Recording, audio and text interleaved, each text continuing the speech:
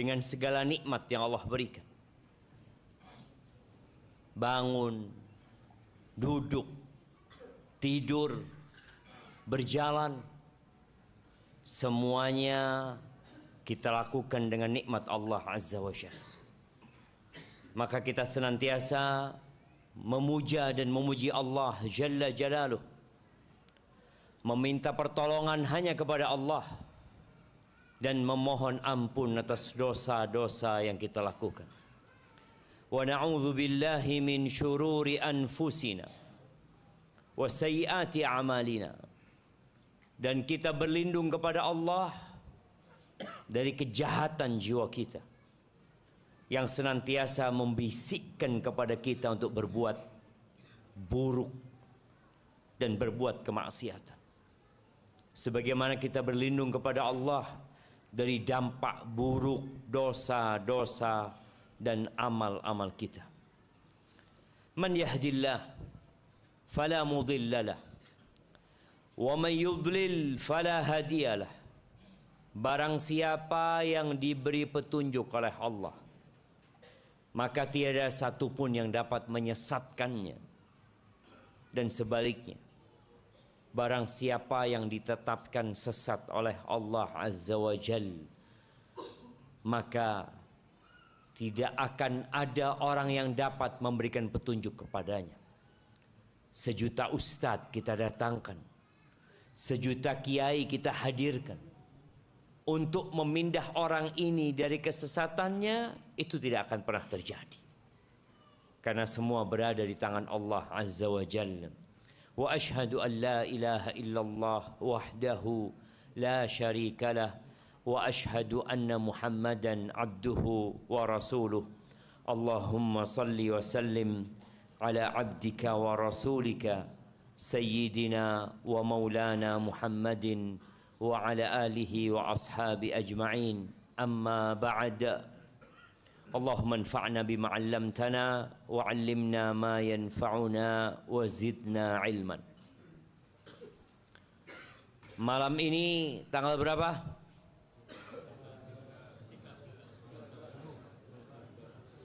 13 20 22 23 malam 23 jam. Betul.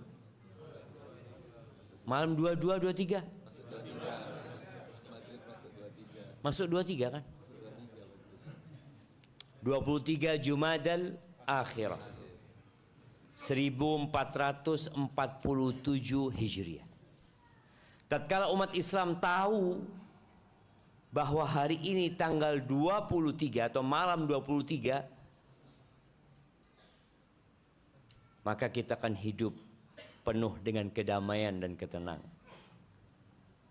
Tapi kalau hari ini tanggal 13 Desember dan itu yang kita ingat,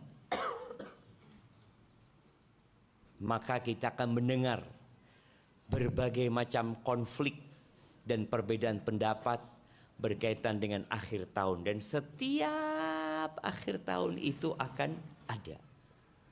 Maka jemaah, malam ini tanggal berapa?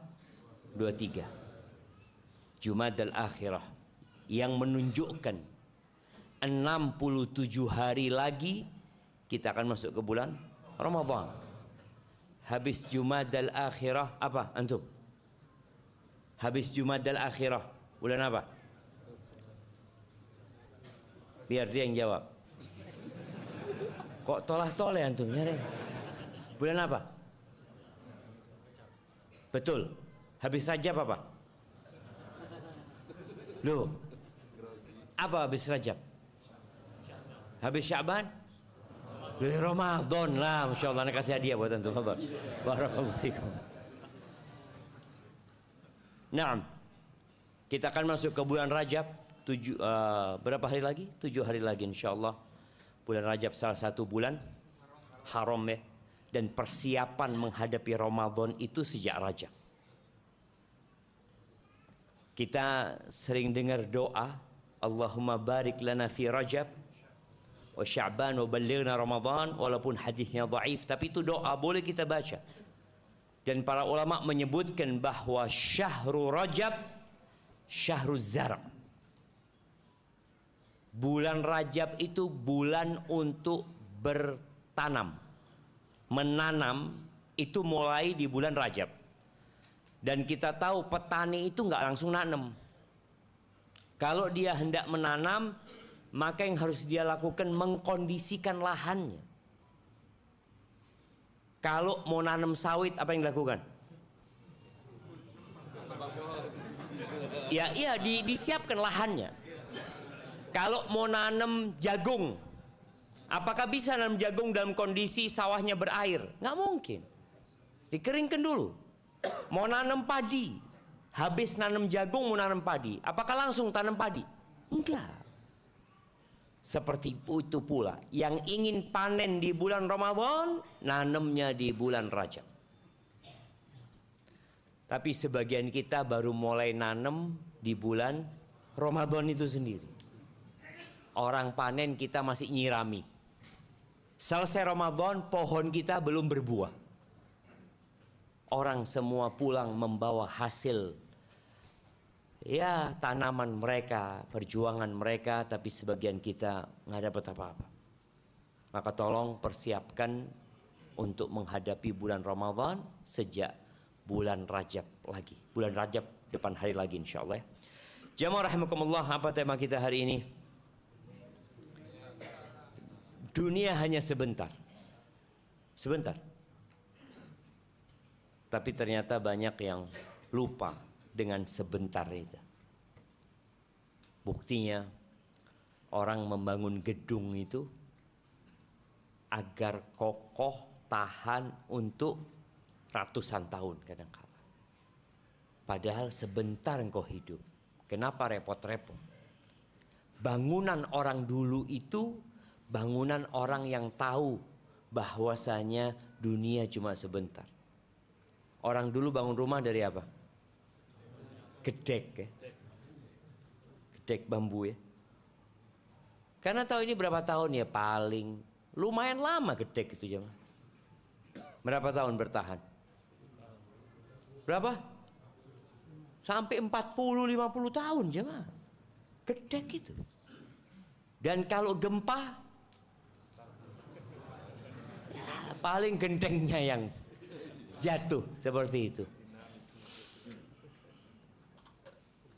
Dunia ini semakin tua. Tapi subhanallah, kenapa anak katakan semakin tua? Karena Nabi SAW ketika beliau diutus, beliau sudah menyampaikan, bu'ithu ana wassa'a kahatain. Beliau menyampaikan bahwa aku diutus bersama kiamat ini. Seperti ini kata Nabi SAW. Itu sudah 1446 tahun yang lalu. Beliau mengatakan itu. Maka semakin kesini, semakin tua. Dan kalau kita melihat orang tua, apa yang ada dalam bayangan kita? Mati hari ini. Siapa yang umur 90 tahun di sini? Anak kasih hadiah.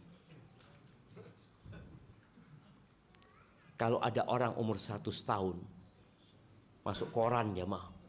Masya Allah, diwawancarai. Masya Allah, 100 tahun. Tadi Ana dapat potongan video penjual apa, umurnya 103 Pak. 103 Pak. Iya 103. Itu heboh jemaah.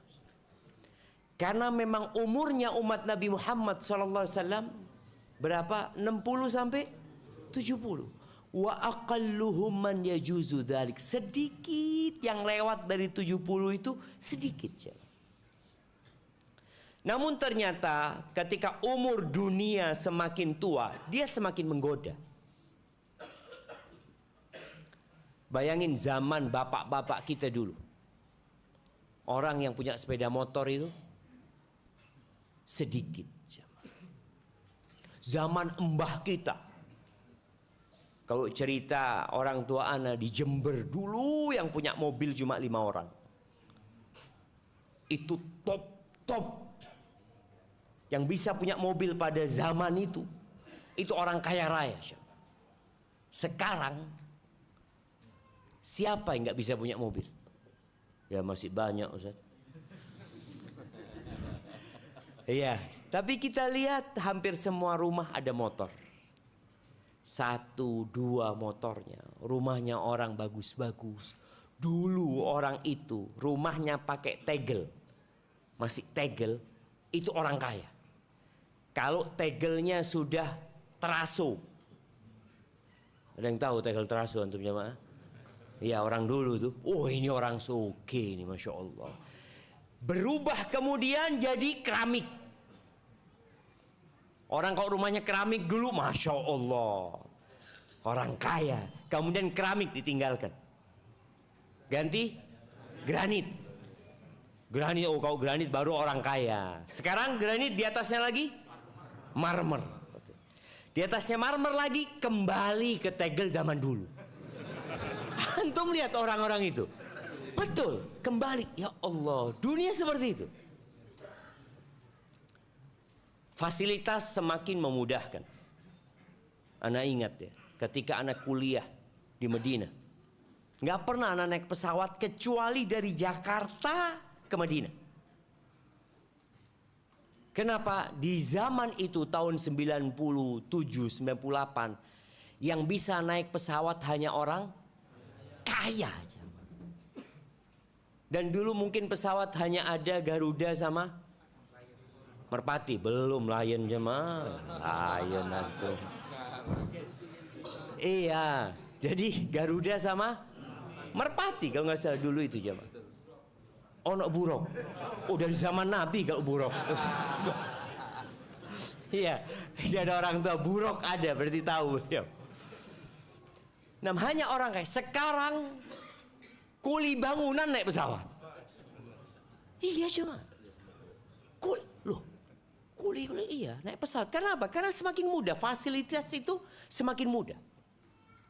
Dulu orang yang punya televisi di zaman ana waktu kecil itu hanya beberapa orang. Dan itu orang kaya. Biasanya orang kampung itu hari Ahad kumpul nonton di rumahnya orang itu. Sekarang semua ada di tangannya. Dan itu yang membuat kita lupa kalau dunia ini hanya sebentar. Kita akhirnya jadi lalai. Di surat Fatir ayat 5, Allah Azza wa Jal memanggil umat manusia. Ya ayyuhan nas, wahai umat manusia, inna wa'dallahi haqq. Sesungguhnya janji Allah itu benar. Apa janji Allah? Janji Allah, kalian akan mati. Dunia ini akan hancur. Lalu kalian akan dibangkitkan.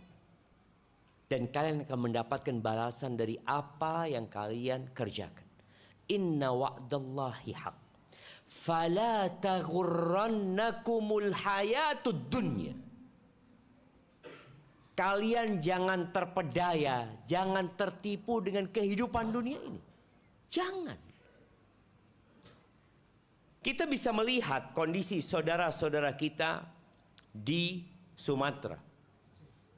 Kita nggak perlu berangkat ke sana.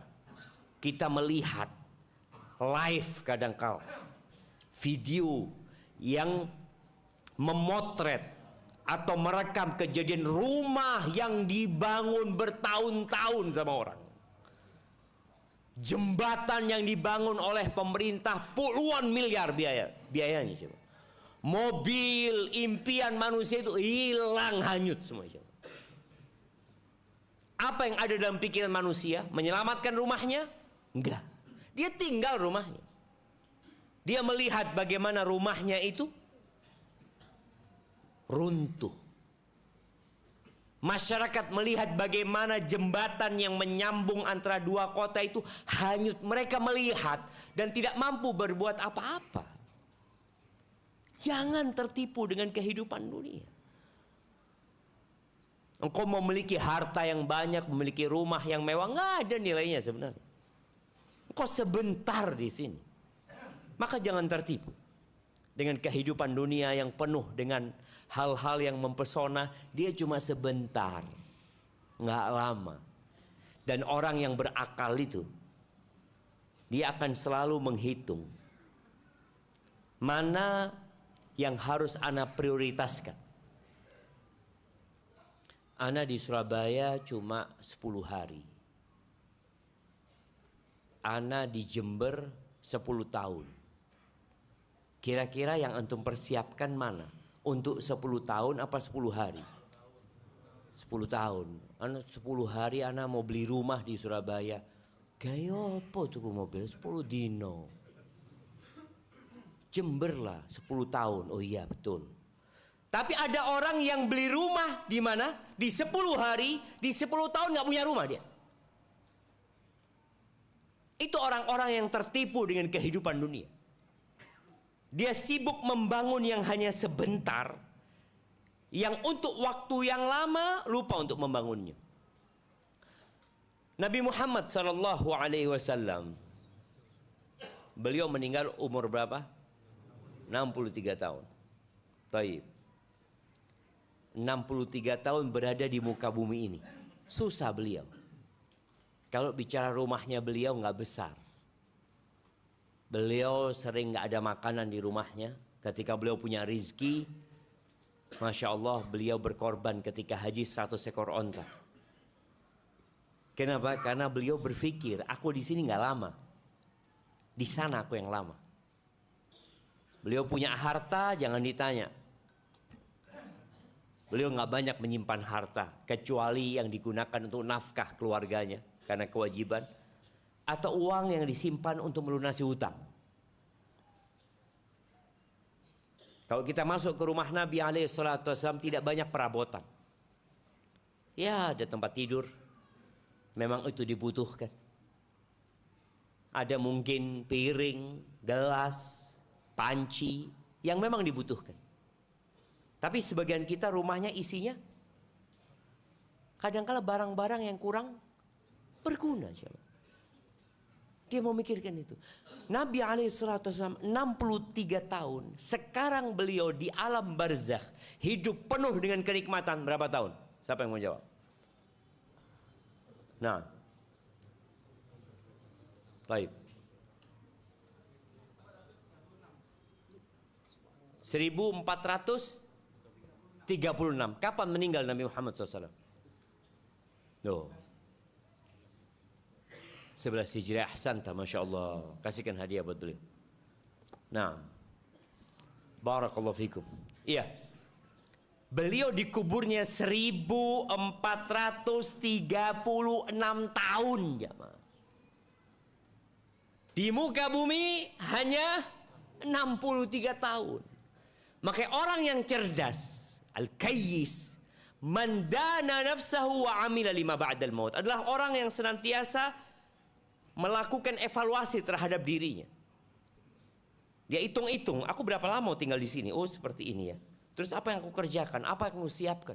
Dan dia berbuat untuk yang setelah kematian. Karena tahu di sana lama aku gitu loh. Bekalku harus banyak.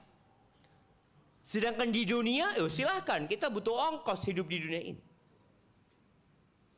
Utsman bin Affan. Beliau meninggal dunia insyaallah umurnya 82 tahun. Beliau meninggal tahun 36 insyaallah Hijriah. 35 apa 36 Hijriah. Bisa dibayangin. Utsman sekali sodako ya. 300 ekor onta, 1000 dinar. Untuk apa? Untuk yang hidup lama. Uangnya dibelanjakan untuk kehidupan yang lama. Kita belum bicara tentang hari akhir. Kita masih bicara dunia, tapi dunia ini ada yang di atas bumi, ada yang di bawah bumi. Alam kubur, alam barzakh sana. Dia sudah mempersiapkan diri. Maka Allah Azza wa Jalla mengatakan fala taghurrannakumul hayatud dunya wala yaghurrannakum billahil gharur. Dunia menipu dan ada satu tukang tipu namanya iblis. Jadi dari sejak dahulu para nabi itu bersepakat memberikan nasihat kepada kaumnya agar mereka berhati-hati dengan dunia dan waspada menghadapi bisikan iblis. Kita tahu bagaimana Nabi Adam turun dari surga. Gara-gara bisikan iblis. Tertipu. Iblis mengatakan, ya ini pohon kalau engkau makan, engkau bisa kekal, engkau bisa hidup abadi, engkau akan memiliki kerajaan yang tidak ada habisnya. Makanlah Nabi Adam. Ternyata realitanya diturunkan ke dunia. Dan dunia, kata Nabi SAW, ad-dunya sijnul mu'min. Dunia ini penjara buat orang beriman. Capek kita loh. Wa jannatul kafir, dan surga bagi orang kafir. Kalau ada orang beriman di dunia tidak merasa seperti di tahanan, tidak seperti di penjara, maka hati-hati. Boleh jadi ada masalah dengan keimananmu. Orang mukmin itu ada halal haram. Sehingga dia lagi kerja tahu-tahu azan, aduh azan ya Allah. Tapi ya opo? Ana muslim. Ya berangkat dia ke masjid. Waktu Ramadan dia puasa. Tapi ada muslim tidak puasa. Merasa bebas hidupnya. Maka perlu dia melakukan evaluasi terhadap imannya dia. Karena kalau engkau orang beriman, engkau akan merasa seperti di penjara. Orang di penjara itu nggak bisa tidur seenaknya. Ada waktunya dia tidur. Bahkan di beberapa penjara itu tidurnya gantian. Siapa yang pernah ditahan? Coba cerita. Lu iya? Iya. Masya Allah. Tidurnya gantian antum? Oh nggak sampai gantian. Anak kasih hadiah antum. Ada kawan cerita tidurnya gantian dia. Karena memang selnya itu sempit cuma. Oh Masya Allah. Nah, selnya sempit. Dan hadhihi dunya. Buat orang-orang beriman, dunia itu adalah penjara. Wah surga buat orang-orang kafir. Jadi kalau untuk melihat orang kafir, bebas hidupnya, penuh dengan kenikmatan, ya memang kata Nabi SAW, surga buat mereka. Pada suatu hari, Nabi Muhammad SAW itu memegang kedua pundaknya Abdullah bin Umar, anaknya Umar bin Khattab radhiyallahu anhu. Dipegang lalu Nabi mengatakan, kun fid dunya ka'annaka gharibun au abiru sabil. Hiduplah engkau di dunia ini seperti orang asing. Orang asing itu kalau di negeri kita namanya WNA. Kalau orang Indonesia keluar negeri disebut apa? Jahat antum jamaah. Jadi kalau orang Indonesia keluar negeri disebut TKI. Kalau orang asing ke tempat kita disebut WNA. Kenapa orang Indonesia kalau keluar negeri nggak disebut WNA? Ini perlu dipikirkan bersama ini. Iya.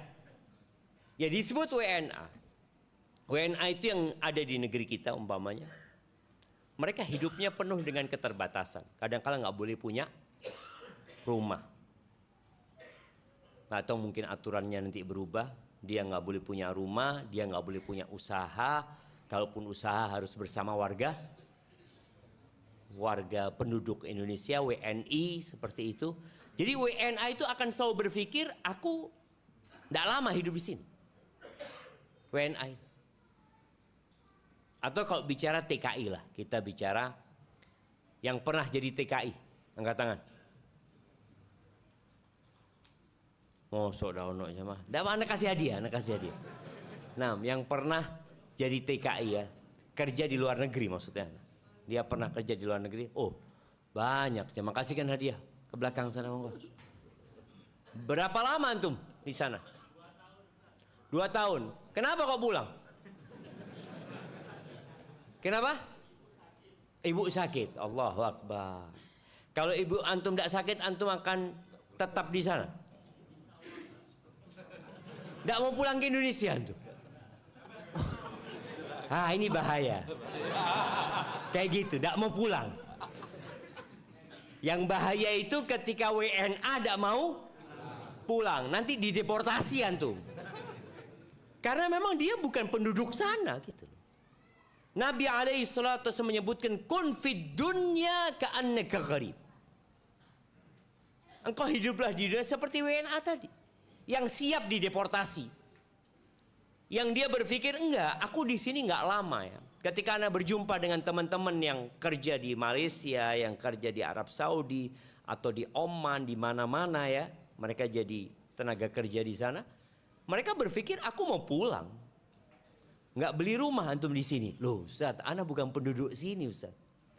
Ana penduduk Indonesia, alhamdulillah. Ana sudah beli tanah, Ana sudah bangun rumah. Kenapa? Karena Ana akan pulang ke sana. Dan seperti itu seorang muslim. Ini minimal ya. Kalau kepingin selamat, jadilah seperti orang asing. Au abiru sabil. Atau ada yang lebih baik. Menjadi abiru sabil. Abiru sabil itu ya orang yang transit. Musafir yang lewat. Kalau tadi kan memang menetap, tapi bukan warga negara. Kalau yang ini musafir lah. Seperti contohnya yang berangkat umroh. Atau berangkat umroh masih panjang jamaah. Orang yang transit. Kalau antum mau ke Mekah, naik pesawat Singapura Airlines.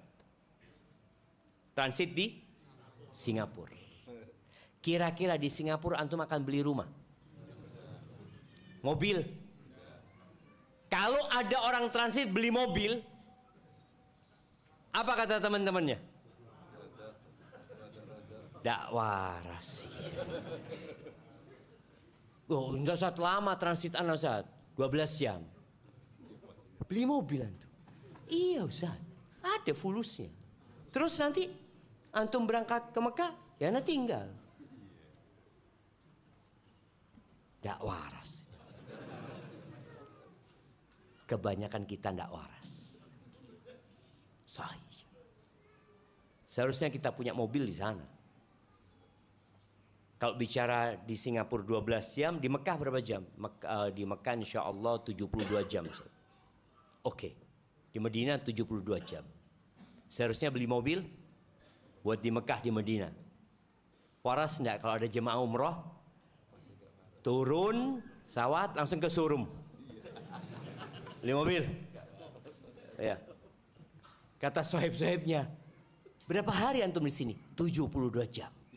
Beli mobil antum. Kan nyewa bisa. Kan ada rental mobil. Enggak. Ana mau beli. Supaya jadi milik ana. Berapa lama antum memiliki? Ya enggak lama sih, 72 jam. Setelah itu pulang ke Indonesia. Dan kita akan pulang menuju kepada Allah Azza wa Jalla. Semua yang kita telah beli, semua yang kita merasa memilikinya, kita akan tinggalkan. Selama-lamanya, nggak akan balik kan? Nggak akan balik. Dan kita melihat bapak kita yang meninggal nggak balik ya. Mbah kita nggak balik. Loh ya apa sih? Bapak ini, rumahnya itu atas sama bapak masih. Seharusnya bapak balik. Nggak ada. Mobil, BPKB namanya bapak. Tapi mereka meninggal dunia. Kita kalau melihat orang-orang terkaya di dunia yang pergi, yang ditinggal itu triliunan. Kalau antum hitung yang ditinggal sama yang dia makan selama hidup dan dia pakai selama hidup, lebih banyak mana? Yang ditinggal. Anggap dia meninggalkan uang 100 T.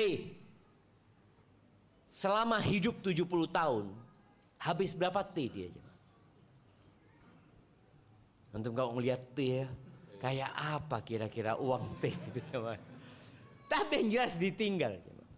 Lalu Abdullah bin Umar mengatakan, "Idza amsayta fala tantadhiris sabah." Kalau engkau sedang sore hari, jangan nunggu pagi untuk beramal. Jangan. Jadi kalau antum mau bantu saudara-saudara kita yang di Sumatera, antum terbetik malam ini, besok aku akan transfer. Jangan nunggu besok. Transferan sekarang. Kecuali kita memang nggak mungkin transfer sekarang. Harus hari Senin, Ustaz. Kalau hari Senin ya sudah, insya Allah niatnya tertulis. Karena kita nggak tahu apakah kita akan sampai hari Senin. Nggak tahu kita cuma. Wa idza amsayta fala tantadhir sabah wa idza asbahta fala tantadhir masa. Kalau engkau sedang pagi jangan nunggu sore. Engkau di pagi hari mau beramal, aku mau istighfar lah 100 kali. Insya Allah nanti habis asar. Loh kenapa habis asar? Sekarang engkau mau main game sekarang. Lu main game sekarang.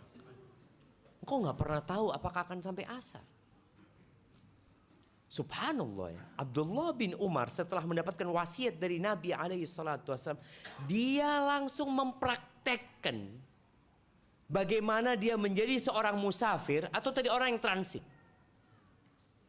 Semua dipersiapkan. Kalau aku nggak tahu apakah sore hari aku masih akan hidup. Tapi barang-barang sudah aku kemas semuanya. Kalau memang harus berangkat, berangkat. Dia siap. Wa khudh min sihhatika limaradik. Ambillah dari waktu sehatmu untuk waktu sakitmu. Wa min hayatika limautika. Dan dari hidupmu untuk kematianmu. Hadis ini diriwayatkan Imam Bukhari. Ahibati fillah. Ibn Rajab ketika menjelaskan hadis ini insyaallah hadis nomor 40 ya di Arba'in Nawawiyah. Dia menjelaskan hadis ini adalah pokok pembahasan tentang manusia itu jangan panjang angan-angan. Jangan mikir seakan-akan kita akan hidup 100 tahun. Lawang besok aja kita nggak tahu. Saudara-saudara kita yang ada di Tamiang Aceh itu, apakah mereka berpikir, pernahkah ada dalam mimpi mereka kalau mereka akan kehilangan rumah mereka, kehilangan anak mereka? Sekarang yang mati sudah berapa? Hampir 1000. Yang hilang? Banyak. Hilang nggak tahu cuman. Anda nggak tahu AI apa enggak sekarang ini karena sering ketipu kita. Ada yang cuma dapat kaki, kaki, nggak tahu jasadnya kemana. Siapa? Wallahu a'lam siapa. Tapi yang jelas seorang Muslim itu jangan terlalu panjang angan-angan. Kalau bicara angan-angan yang panjang, jelas untuk akhirat kita. Ahibati fillah. Tadi Anda sampaikan bahwa para nabi bersepakat ya, ketika mereka menasihati kaumnya tentang hakikat kehidupan dunia. Mulai Nabi Nuh ya, mulai Nabi Adam tentunya kepada anak-anaknya, Nabi Nuh kepada kaumnya, Nabi Hud, Nabi Saleh, kemudian Nabi Ibrahim alaihissalam, sampai Nabi kita Muhammad alaihissalam. Di surat Ghafir ayat 39 Allah menceritakan tentang satu orang dari kaumnya Fir'aun yang beriman, yang kemudian dia berusaha untuk menyadarkan kaumnya, Fir'aun dan bala tentaranya semuanya. Dia ingin memberikan nasihat. Apa yang dia katakan? Ya kaum, wahai kaum, innama hadhil hayatud dunya mata'. Sesungguhnya kehidupan dunia ini tidak lain hanya kesenangan yang sebentar. Dia ingatkan, wa innal akhirata hiya darul qarar. Akhirat itulah tempat tinggal yang sebenarnya. Yang pernah ke Mesir, atau nggak harus ke Mesir sekarang jamaah, antum bisa lihat ya, yang namanya piramid. Piramid itu apa sih? Istana? Bukan. Kuburan. Raja itu bikin kuburan di sana yang besar sekali. Karena dia tahu dia bakal mati. Dan bagaimana? Karena mereka punya keyakinan orang kaya di dunia kaya di Di akhirat sana mereka bikin kuburan yang besar-besar ya. Padahal kuburan itu tetap di dunia. Mereka lupa bahwa dunia ini akan hancur sehancur-hancur. Maka ketika orang ini mengingatkan kaumnya, mereka nggak mau tahu. Dan ternyata janji Allah benar. Kemana Fir'aun? Nggak ada. Bersama ratusan ribu bala tentaranya. Tinggal cerita. Dan sekarang yang dibangun oleh Fir'aun itu menjadi salah satu tanda keajaiban dunia. Kok iso? Mana yang bangun? Ya mati yang bangun. Siapa yang menghancurkan yang membangun itu? Itu cerita kadang-kala tidak disampaikan. Yang disampaikan adalah bagaimana kehebatan Fir'aun ya, membangun ini menjadi salah satu tanda keajaiban dunia. Nggak ada Fir'aunnya, hancur. Itulah orang-orang ketika tidak sadar bahwa hidup di dunia ini tidak lama. Ahibati billah, Rasul SAW pernah tidur di atas ranjangnya yang ada tikar. Yang tikar itu membekas, dirusuk di lambung Nabi SAW. Umar ketika melihat itu, Umar menangis, ya Rasulullah, ya Rasulullah, alaikas salatu wassalam, ya Rasulullah, Kaisar wa Kisra, Kaisar Romawi, Kisra raja-raja Persia, mereka hidup bergelimang harta dalam kemewahan, tidur di atas ranjang mungkin yang kasurnya dari bulu angsa atau apalah. Sedangkan engkau ya Rasulullah seperti ini gitu loh. Hidupmu seperti ini. Apa kata Nabi SAW mengatakan kepada Umar? Mali walid dunya. Apa urusanku sama dunia ini Umar? Apa urusanku sama dunia ini? Innama mathali wa mathalud dunya kamathali rakibin istadhalla tahta syajaratin thumma raha wa tarakaha. Aku tuh, permisalan aku dengan dunia ini seperti seorang pengendara, seorang musafir biasanya, yang naik ontanya kemudian dia istirahat di bawah pohon. Pernah ngelihat orang tinggal di rest area? Bangun. Nganu apa Pak? Bangun di sini. Lu ini rest area. Berapa lama antum di sini? Ya, paling 20 menit.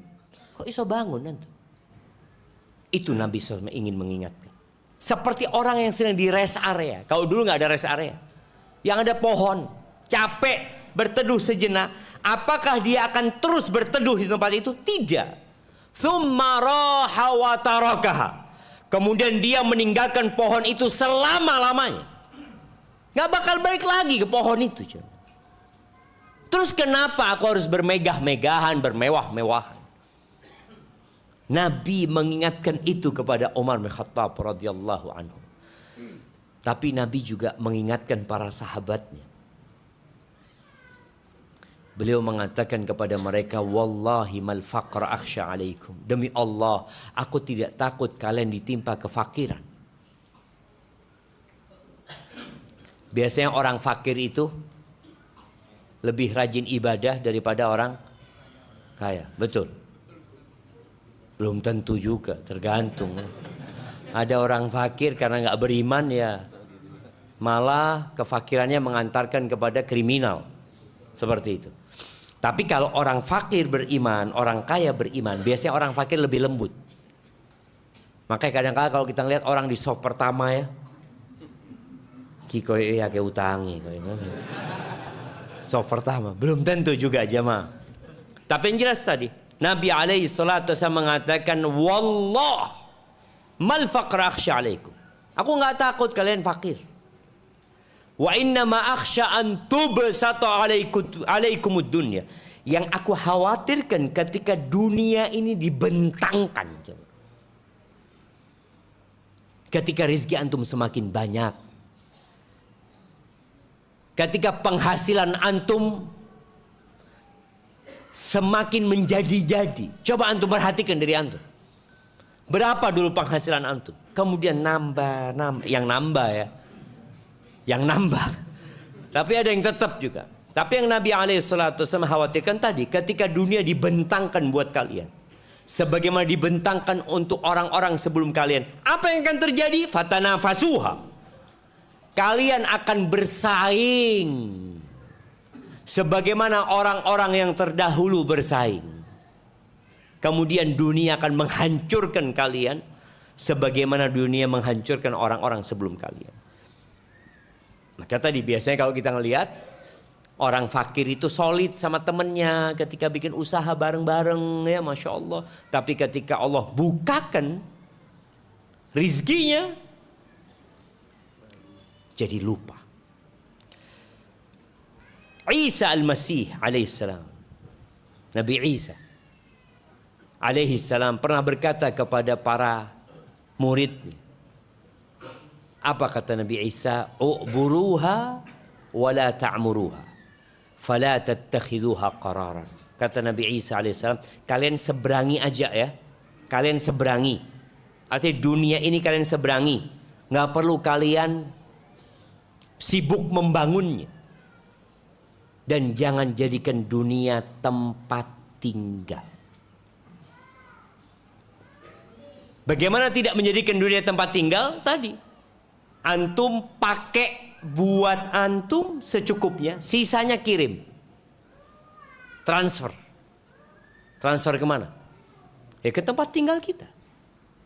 Terserah antum. Yang jelas tempat yang abadi itu ada dua. Namanya satu surga, satu neraka. Kemudian Nabi Isa juga pernah mengatakan, Man dzalladzi yabni ala maujil bahri daran. Siapa sih orang yang membangun rumah di atas ombak? Siapa? Nggak ada seharusnya. Fatilkumud dunya. Itulah dunia. Fala tattakhiduha qararan. Tadi jangan jadikan tempat tinggal buat kita. Pernah ada orang berziarah ke rumahnya sahabat Nabi Abu Dzar radhiyallahu taala anhu. Ketika masuk rumah, biasalah tamu itu kalau masuk rumah apa yang dia lihat? Ya lihat rumahnya. Oh Masya Allah bagus ya lukisannya. Lukisan harga berapa M? M-an ternyata lukisan itu. Orang menghargai sesuatu yang sebenarnya akan ditinggalkan. Lihat kursinya, lihat sofanya. Ini orang masuk ke rumahnya Abu Dzar. Langsung tanya, Aina mata'ukum? Mana perabotan kalian? Mana perabotannya? Kok enggak ada gitu. Inna lana baitan nuwajjih ilaihim. Lagi kita kirim perabotannya ke rumah yang kita akan tempati nanti. Tapi kata tamunya, tapi kan kau harus punya perabotan selama kau masih di sini. Kata Abu Dzar, yang punya rumah tidak mengizinkan kita untuk punya perabotan. Kita harus kirim. Jamaah kita akan azan, sholat kemudian kita lanjutkan. Yang tadi di luar, gimana ini kesepakatannya ini jamaah? Bismillah. Kita bersaudara, cuma memang ana lihat sebagian dari antum nih tadi duduk nggak kenalan sama kanan kiri. Sahih kan? Nanti habis Isya kita kenalan dulu. Barakallahu fikum. Kita habis adzan langsung qomat insyaallah ya.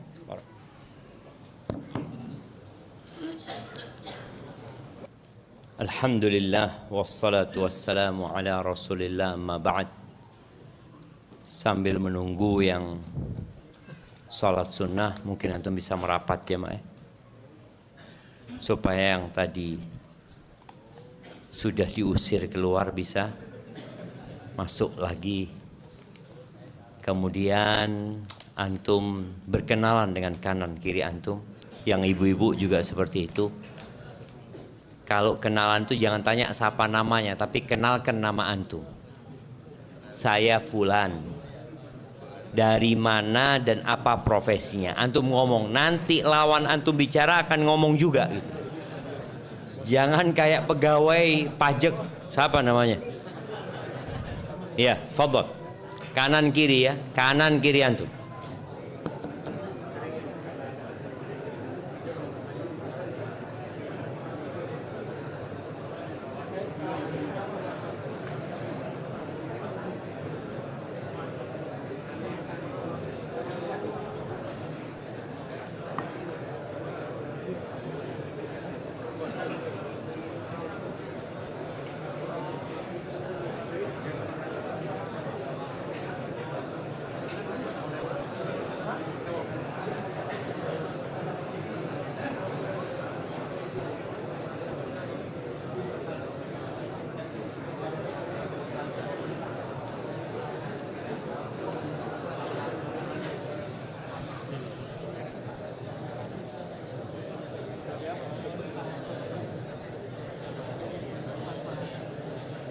Nah, sudah semua. Antum udah kenal ini? Mas ini? Sudah kenal sama yang kiri antum? Oh, bapaknya? Oh, yo kenal loh, yo opo sih? Nah, tidak perlu kenalan. Yang kanan antum? Loh, kenalan namanya, yo opo sih? Oh, Masya Allah. Dari mana Adit? Oh ya Surabaya lah. Di mana Surabaya? Oh Masya Allah. Barakallahu fikum. Nah, Anda mau kasih parfum sama Adit atau masih ada isinya pada? Kayaknya ada Adit. Kasihkan Adit. Taib jemaah rahimakumullah, biasakan ya. Biasakan menebarkan salam. Biasakan berjabatan tangan dan saling mengenal di antara kita. Karena termasuk hak saudara kita, idza laqitahu fasallim alaih. Kalau engkau berjumpa, maka ucapkan salam. Dan para ulama menyebutkan wa min tamamit tahiyyah al-musafahah. Termasuk kesempurnaan dari salam yang kita ucapkan itu ya berjabatan tangan. Karena dengan berjabatan tangan akan gugur dosa-dosa kita, apalagi kalau kita saling mengenal. Ahibati fillah. Tadi imam kita baca surat apa? Akhir surat Al-Hasyr ya.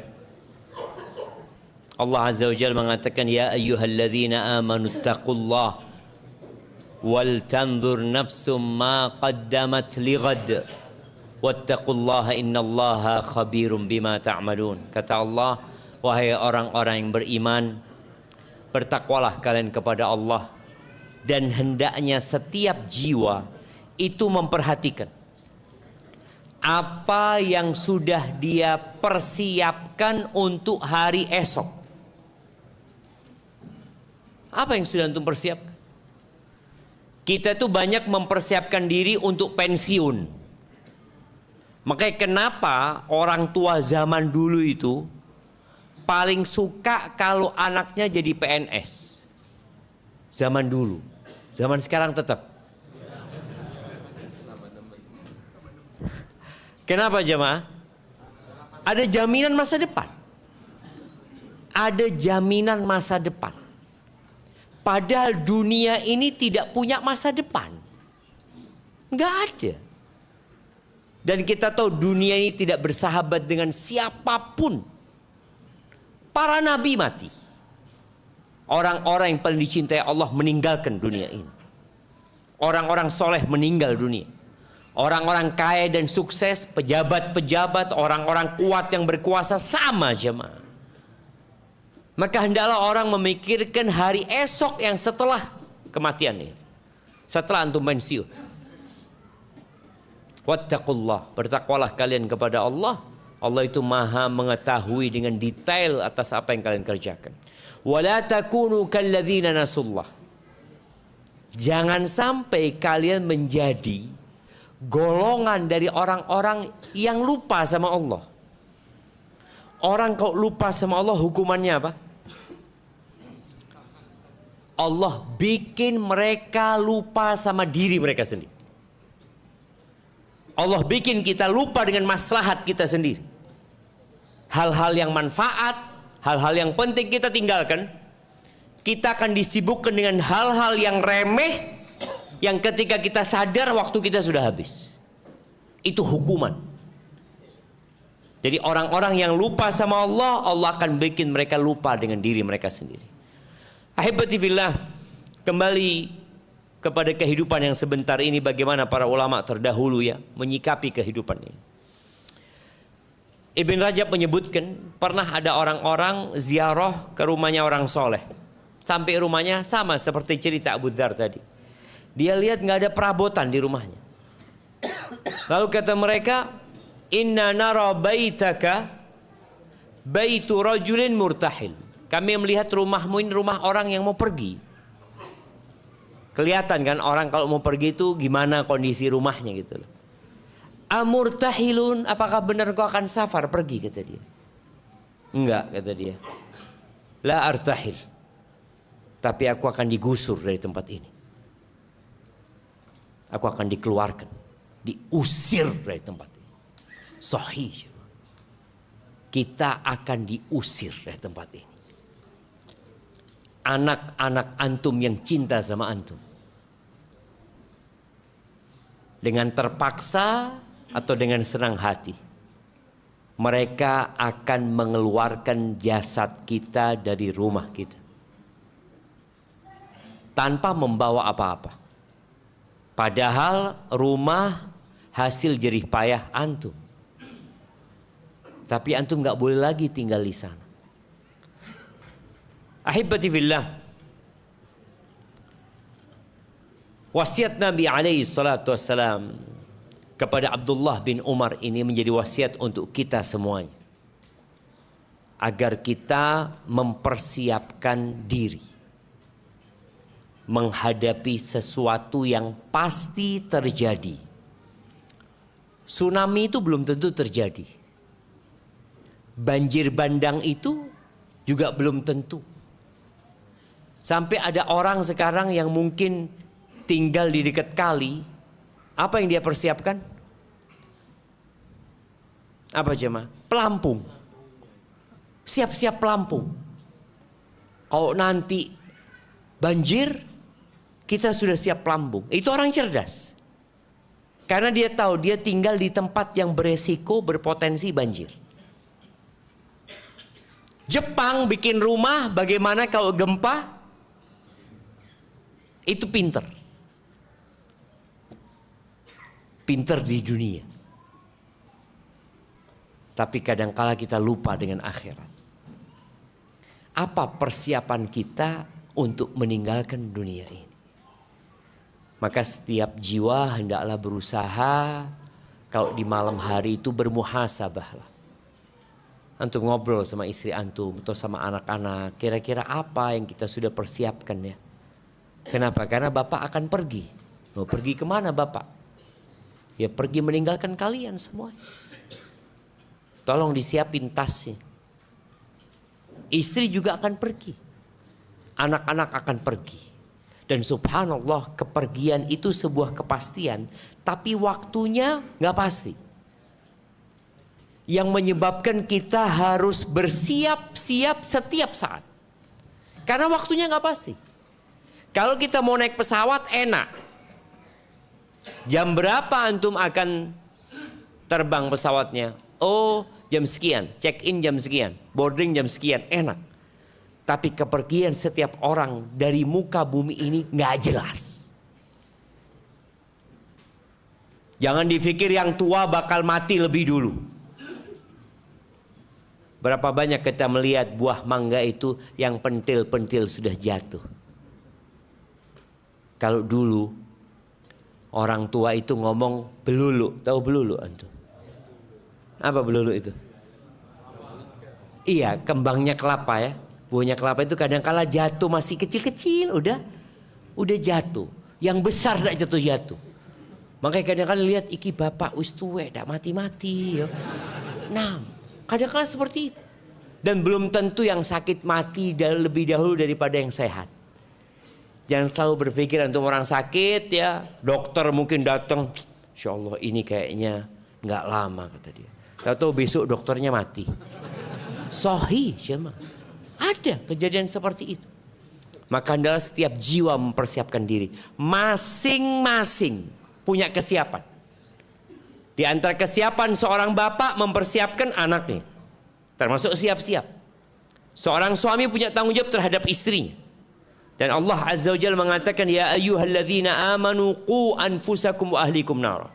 Wahai orang-orang beriman, selamatkan diri kalian dan keluarga kalian dari apa? Dari api neraka.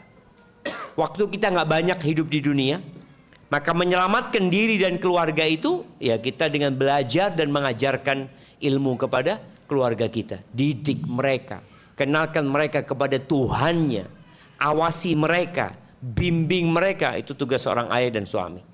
Jangan sampai cuma sibuk cari fulus, lupa untuk mempersiapkan keluarganya menuju ke surga Allah Azza wa Jalla. Barakallahu fiik. Itu mungkin dapat Anda sampaikan. Kita masuk ke sesi tanya jawab. Ini ada pertanyaan yang sudah masuk. Oh. Fadhal. Untuk pertanyaan pertama, Assalamualaikum Ustaz. Waalaikumsalam. Afwan Ustaz, Ana mau tanya bagaimanakah hukumnya jika kita, ini akhwat yang bertanya Ustaz, selesai haidnya, kondisi saat safar atau saat di kendaraan atau saat di kantor, apakah kita tetap mandi atau bersuci atau bagaimana? Jika memang kita tetap harus bersuci, bagaimana jika situasi atau kondisi atau tempatnya tidak memungkinkan? Semisal begini Ustaz, selesai haid saat habis duhur, sedangkan baru pulang kantor jam 4 sore. Jazakumullah khair Ustaz jawabannya. Ya mandi. Wajib mandi jangan. Tidak memungkinkan Ustaz. Cari masjid terdekat. Jadi memang kita itu memandang mandi itu harus pakai air yang banyak jemaah. Sehingga berpikir tidak mungkin pakai satu timba ini Ustaz, kurang Ustaz. Cukup. Jadi insya Allah tadi seorang muslim itu diperintahkan oleh Allah untuk bertakwa sesuai kemampuannya. Nabi SAW beliau mandi dengan air 1 sok. 1 sok itu kira-kira ya 2,5 liter lah. 2,5 liter. Bisa. Jadi kalau nggak ada air beli air apa? Nggak harus Aqua lah. Apa saja mereknya. Apa saja mereknya. Jadi bisa cukup mandi. Tapi karena kita ini terbiasa mandinya pakai air banyak, maka berpikir tidak memungkinkan. Bisa jemaah. Kamar mandinya kecil Ustaz, ya sudah duduk ada yang siraman itu disiram, yo kurang enak Ustaz. Ini bukan bicara enak dan tidak enak, ini bicara kewajiban. Laksanakan kewajiban itu. Perkara nanti di rumah mau mandi lagi silahkan. Syaratnya mandi wajib itu yang penting basah semuanya. Nggak harus pakai sabun Ustaz, nggak harus gitu loh. Nggak enak Ustaz lengket, ya nggak enak lagi. Yang penting laksanakan kewajiban. Airnya suci, pokoknya basah dikit-dikit dan subhanallah tadi Nabi SAW mandi dengan 1 sok dan itu cukup. Oh kan Nabi pendek rambutnya, Nabi SAW dikepang 2 kadang-kala jemaah. Rambutnya SAW. Panjang rambut Nabi SAW gitu. Maka tolong jangan kemudian menunda ketika masih memungkinkan. Kecuali memang ada sholat yang bisa dijamak, dia niatkan jamak karena kondisinya tidak memungkinkan, lain lagi.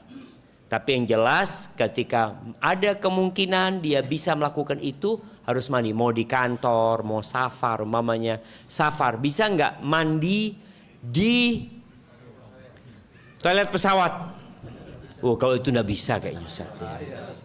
Iya kalau itu nggak bisa ya sudah nanti bisa dijamak. Apalagi musafir memang punya rukhsah untuk qasar dan jamak tadi. Hadza wallahu a'lam bissawab.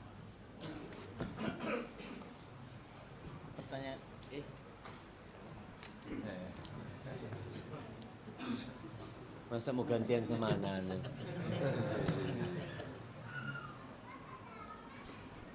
Pertanyaan berikutnya, Ustaz. Bismillah, semoga Allah menjaga antum dan keluarga antum.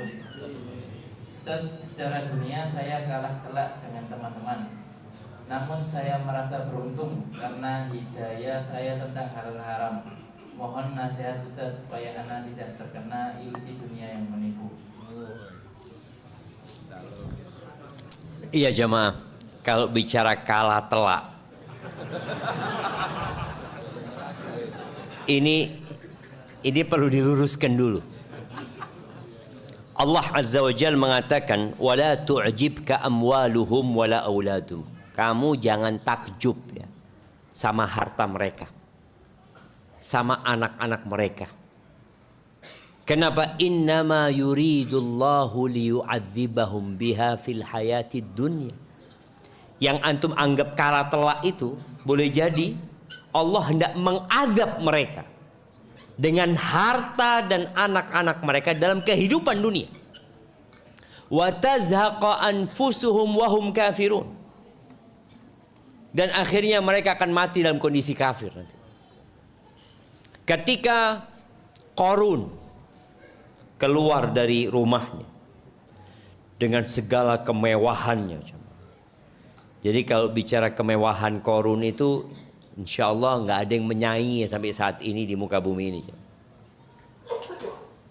Orang sekarang mungkin pakai barang-barang mewah yang harganya dibuat-buat sehingga jadi mahal. Padahal secara bahan baku ya nggak mahal.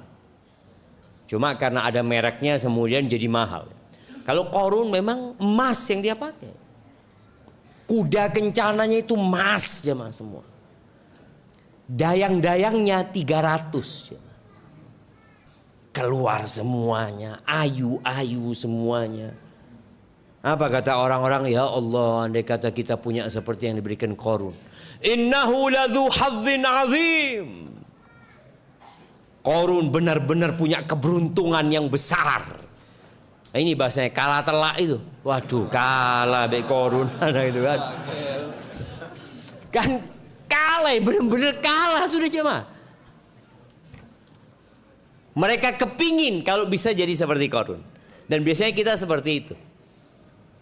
Kalau kita di jalan ya, tahu-tahu ada mobil yang ceper-ceper lewat, ceret. Kita lihat, ya Allah, seneng urip wong iki. Kita berpikir seperti itu. Naik motor Harley, biasanya rombongan kan. Kita berhenti kepingin ngeliatin, iki piro iki sama. Iki piro. Terus kita menginginkan dunia. Udah dikasih nasihat tuh kaumnya Qarun. Thawabullahu khair liman aman. Pahala dari Allah lebih baik dari semua yang ada di Qarun itu. Akhirnya besoknya Qarun dibenamkan sama Allah ke dalam bumi, baru mereka sadar. Baru mereka sadar, sudah enggak kepingin kayak Qarun mereka. Maka tugas kita ketika merasa tadi secara ekonomi kita di bawah kawan-kawan kita, apa perintah Nabi SAW? Lihatlah kepada yang di bawah kalian. Jadi orang kaya, orang sukses itu baru akan nikmat hidupnya kalau dia melihat kepada yang di bawahnya. Tapi kalau dia tetap melihat kepada yang di atasnya, walaupun sudah top, orang paling kaya sak Surabaya. Siapa sekarang? Siapa jemaah? Kirangan ya? Kirangan. Kirangan. Iya. Itu Kirangan. Kalau melihat kepada Kirangan yang lainnya, yang lebih kaya dari dia, apakah dia akan senang hidupnya? Gak bakalan. Tidak bakalan. Makanya Nabi SAW mengatakan, la ba'sa bil ghina. Gak apa-apa kaya itu, gak apa-apa. Liman ittaqa. Tapi syaratnya dia bertakwa. Walakinna sihhata khairun minal ghina. Tapi kesehatan itu lebih baik daripada kekayaan buat orang yang bertakwa. Garis bawahi, kesehatan itu lebih baik daripada kekayaan. Apa gunanya antum? punya duit 10 T, tapi di atas kursi roda. Apa manfaatnya? Punya pesawat pribadi, tapi nggak pernah bisa nyetir, nggak pernah bisa naik. Kenapa? Karena nggak mau kemana-mana juga. Dia stroke. Lihat jemaah. Maka tadi lihatlah kepada yang di bawahmu. Tapi bukan berarti seorang muslim itu nggak boleh kaya. Nabi alaihissalam sudah nyampaikan tadi. Dan beliau menyampaikan kepada para sahabat satu kiat untuk jadi orang kaya. Satu aja. Antum insya Allah akan jadi orang paling kaya se-Indonesia. Apa kata Nabi alaihissalam? Irda bima qasamallahu lak takun aghnan nas. Ridholah engkau dengan apa yang Allah berikan kepadamu, engkau akan jadi orang paling kaya se-dunia. Antum datang pakai motor Mio 2002.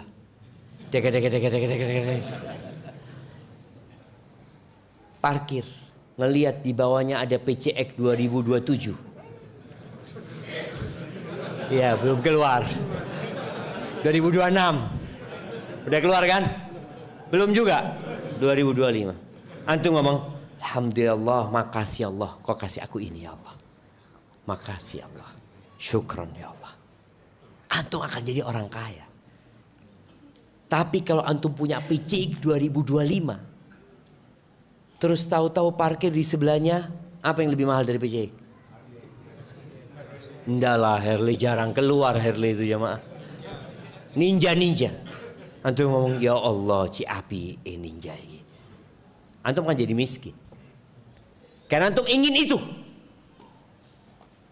Maka tadi manusia akan hidup menderita ketika dia masih melihat yang dimiliki orang lain. Tapi tatkala dia fokus dengan apa yang dia miliki, maka itu akan jadi yang terbaik.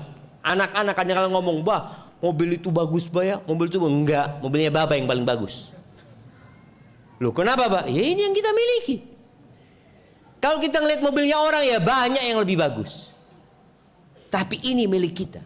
Ajarkan kepada anak-anak untuk tahu bahwa yang engkau miliki itu yang paling bagus di muka bumi. Tidak ada yang ngalahkan. Tadi Mio 2002 dengan PCX 2025 mana yang lebih bagus? Yang punya Mio itu yang paling bagus buat dia. Yang punya PCX itu yang paling bagus buat dia. Makanya ketika antum naik motor yang ya anggap menurut antum sangat sederhana sekali, antum lihat ada orang yang nggak punya, lihat kepada yang di bawah antum. Maka insya Allah dengan cara itu antum akan menjadi orang paling kaya sedunia jemaah. Barakallahu fikum. Nah, yang nanya tadi siapa? Maksudnya dari bapak mungkin? Oh, iya. Monggo ini hadiahnya Pak. yang besar lah. Oh, yang besar. Iyalah.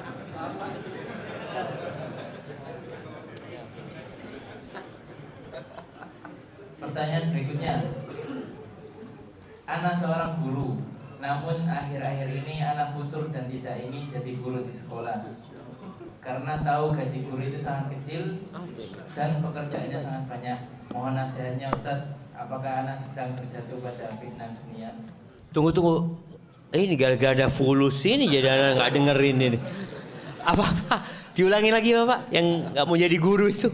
Ana seorang guru, Oke. namun akhir-akhir ini ana futur dan tidak ingin menjadi guru di sekolah. Kenapa? Gajinya Karena kecil. tahu gaji guru kecil dan pekerjaannya sangat banyak. Mohon Allahu nasihatnya Akbar. Ustadz, apakah ana sedang terjatuh pada fitnah dunia? Iya, saya juga guru jemaah ya. Ya kalau gajinya kecil itu nggak semua guru sebenarnya. Tapi memang guru itu pahlawan tanpa tanda jasa. Iya. Ketika seorang ingin menghancurkan sebuah peradaban, salah satu yang akan dihancurkan adalah pendidikan. Dan cara menghancurkan pendidikan itu adalah dengan menurunkan harkat martabatnya seorang guru. Guru nggak dihargai. digaji kecil. Padahal dia sedang membangun manusia. Gaji guru itu kadang-kala lebih besar gaji kuli bangunan. Sehari kuli bangunan berapa? Surabaya? 150. Tukang, 200 tukang. Bayangin, ini bangun benda mati. Guru sehari berapa? Tuh lihat jemaah, ada yang 50.000, ada yang 70.000, mungkin anggap 100.000, bayangin. Kenapa lebih banyak gaji yang membangun benda mati, sedangkan yang membangun manusia yang bakal memimpin negeri ini itu digaji seperti itu? Itu salah satu tanda bahwa negeri sedang dihancurkan. Ketika peran guru ini dianggap remeh. Apa sih kerjanya guru? Subhanallah. Satu guru ngajar satu kelas 10 anak, 20 anak, 30 anak jamaah. Mereka sedang mempersiapkan generasi ini untuk membangun negeri. Lalu dia tadi malas akhirnya. Apalagi beberapa guru yang dilaporkan ke polisi ya, gara-gara dia sedang melakukan proses pendidikan kepada anak-anak tersebut. Ya kita harus kembalikan peran guru itu jemaah. Memang yang harus dididik sebelum mendidik guru itu siapa yang dididik terlebih dahulu? Orang tuanya. Kalau engkau nggak siap atau nggak mau anakmu dididik, engkau hanya mau anakmu dikasih informasi, nggak perlu ke sekolah. Mau cari informasi itu ada di ChatGPT. Lebih pintar daripada gurunya. Iya. ChatGPT itu lebih pintar dari semua ustadz yang ada. Dia hafal semuanya. Tapi untuk mendidik nggak bisa ChatGPT. Harus manusia yang mendidik. Melakukan pengawasan, memanggil, memberikan stimulus kepada anak itu, memberikan hukuman. Itu tugasnya seorang guru. Makanya saya sampaikan kepada mahasiswa, kalau tujuan antum datang ini mau dapat ilmu saja, antum nggak usah datang. Ilmu banyak di buku, ilmu banyak di internet sana. Tapi datang ke sini dalam rangka untuk ya mengembangkan diri, menjadi hamba Allah yang bertakwa, untuk meningkatkan skill. Itu di kelas tuh. Bagaimana cara berbicara, bagaimana cara menghormati orang tua, bagaimana bergaul dengan masyarakat. Itu tugas guru. Maka kalau dikatakan tadi dia malas karena gajinya kecil, sebenarnya Nabi SAW mengatakan khairun nas anfa'uhum linnas. Orang yang terbaik adalah orang yang paling bermanfaat buat orang lain. Maka nasihat ana, tetaplah antum jadi guru. Gimana urusan fulus? Mencari rizki itu tidak harus dengan bekerja saja. Rizki itu ada dua. Ada rizki yang dicari, ada rizki yang mencari kita. Ada. Tahu-tahu antum dapat transferan fulus. Ada kejadian di Jember, satu orang tahu-tahu masuk ke rekeningnya 2M jemaah. Langsung dipanggil KPK. Padahal dia nggak tahu apa-apa, dia pikir rezeki nih. Ternyata ada yang, tapi dia nggak ditangkap KPK, akhirnya dia dijadikan saksi ini dan itu ya. Tapi yang jelas tadi ada rezeki yang kita cari, ada rezeki yang mencari kita. Jadi Allah Azza wa Jalla mengatakan wa may yattaqillaha yaj'al lahu makhrajan wa yarzuqhu min haitsu la yahtasib. Barang siapa bertakwa kepada Allah, pasti Allah kasih solusi. Dan Allah akan kasih rezeki dari arah yang tidak dia sangka-sangka. Tahu-tahu ada yang kirim makanan ya. Boleh jadi Allah kasih sehat sama antum. Itu rezeki yang kadang-kala kita tidak merasakan. Maka nasihat ana buat antum, kalau bisa nggak usah berhenti jadi guru.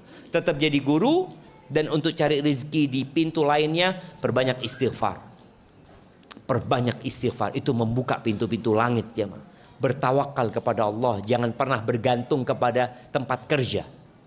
Ingat yang sekarang sedang bekerja, yang kadang-kala sudah cinta dengan pekerjaannya, yang sekarang sedang berusaha, yang hatinya bergantung sama usahanya, dan dia sudah mulai berpikir di situ rezeki dia. Jangan sampai itu terjadi. Yang ngasih rezeki itu Allah.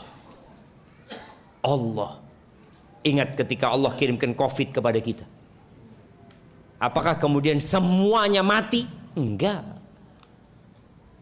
Artinya orang-orang memang dia mungkin di PHK, tapi masih hidup. Berarti yang ngasih rezeki kepada dia selama ini siapa? Tempat kerja? Bukan ternyata. Allah yang kasih rezeki. Jadi seperti itu. Nasihat ana jangan, maka perbanyak istighfar, semoga Allah kuatkan antum. Jadi ketika antum berangkat kerja, niatkan untuk mendidik anak-anak ini agar menjadi orang-orang yang bertakwa kepada Allah Azza wa Jalla.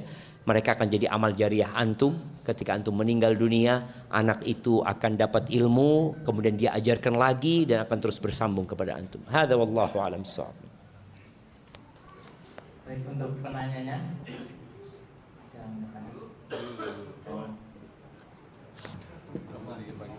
Yang menanyakan tadi, yang jadi guru tadi.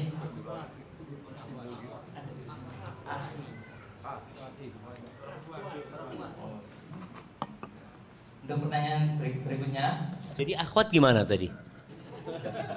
Kalau akhwat nanti bisa diambil di panitia hadiahnya. Oke, siap. Hadiahnya anak kasih fulus lagi nih. Masya Allah, sama buku 2. Ya. Pertanyaan terakhir Ustaz. Oke, siap. Assalamualaikum Ustaz. Waalaikumsalam. Alhamdulillah, anak kesini bersama ibu anak. Anak berusaha bakti kepada beliau dengan mendekatkan beliau ke taman ilmu, kepada majelis ilmu di usia senja beliau. Namun bapak anak sudah wafat. Yang ingin anak tanyakan, apa saja yang bisa anak kirimkan kepada bapak anak sebagai bakti anak dan agar bapak anak bahagia. Masya Allah jamaah ya. Tadi ada orang yang sudah pergi, meninggalkan dunia ini. Istrinya ditinggal, anaknya ditinggal, rumahnya ditinggal karena waktu dia sudah habis. Apa yang harus kita lakukan? Kalau orang hidup maka persiapkan untuk kematian tadi. Tapi udah mati nih ayah. Yang pertama yang bisa antum lakukan adalah mendoakan. Maka jamaah yang masih hidup, di antara aset yang perlu kita perbanyak adalah anak-anak soleh. Idza mata ibnu Adam, kalau mati anaknya manusia itu putus amalannya kecuali 3. Yang pertama, sedekah jariyah. Tadi usahakan memiliki sedekah jariyah. Paling tidak bangun masjid walaupun cuma 1 meter. Tidak harus antum punya uang banyak baru bisa bangun masjid. Kemudian ilmu yang bermanfaat. Yang ketiga, anak soleh yang mendoakan orang tuanya.